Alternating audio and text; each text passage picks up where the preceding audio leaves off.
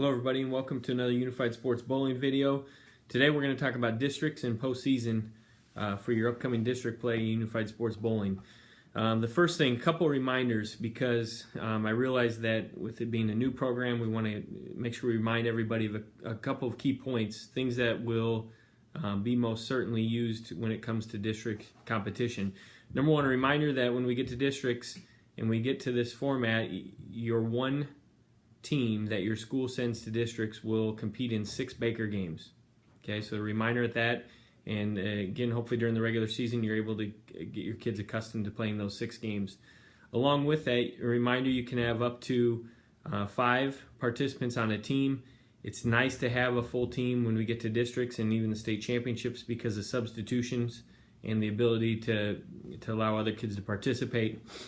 A reminder also with regards to ramps.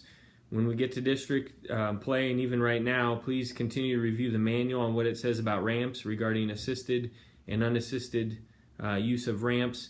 And just a simple reminder that if there's assistance, that partner or assistant that is helping place the ramp where it needs to be for the athlete or the individual using it, make sure their back is to the pins when they do that.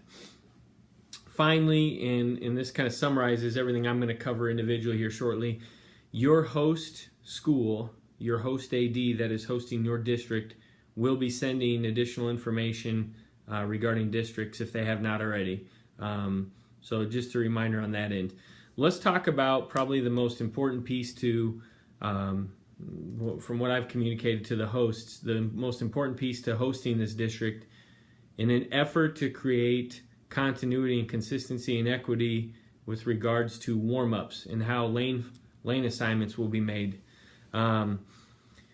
First and foremost, it's important to know that your lane assignment and assignments for districts will be random draw, and so the host site, the host AD, is going to randomly draw and decide on what those lane assignments are. It's also important to note that your host site's going to have 2 options to follow regarding lane assignments. Some of your facilities will allow for probably just 1 lane per team that's competing.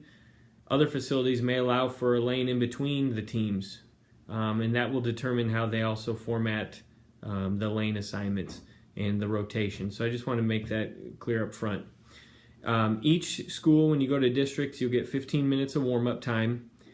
When you warm up, the first 7.5 minutes of your warm-up will be on the lane that you will rotate to for your second set of 3 games.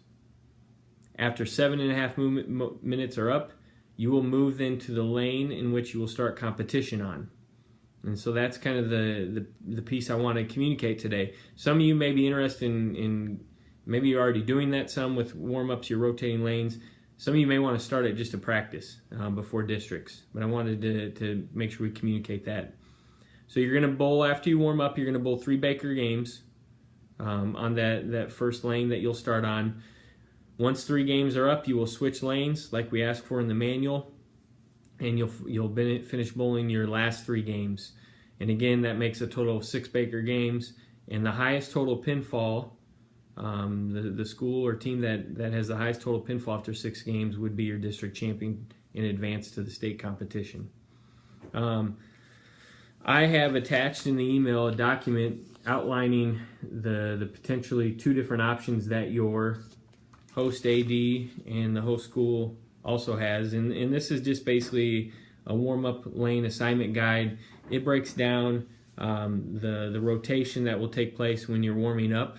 Again, you're going to warm up for 7.5 minutes first on the lane that you will rotate to secondly for the second set of 3 games, and then you'll move your warm-up for the last 7.5 minutes to the lane that you will start competition on. So again, I've attached those resources. Feel free to always reach out to us if you have any questions, and we wish you the best of luck throughout the rest of the season.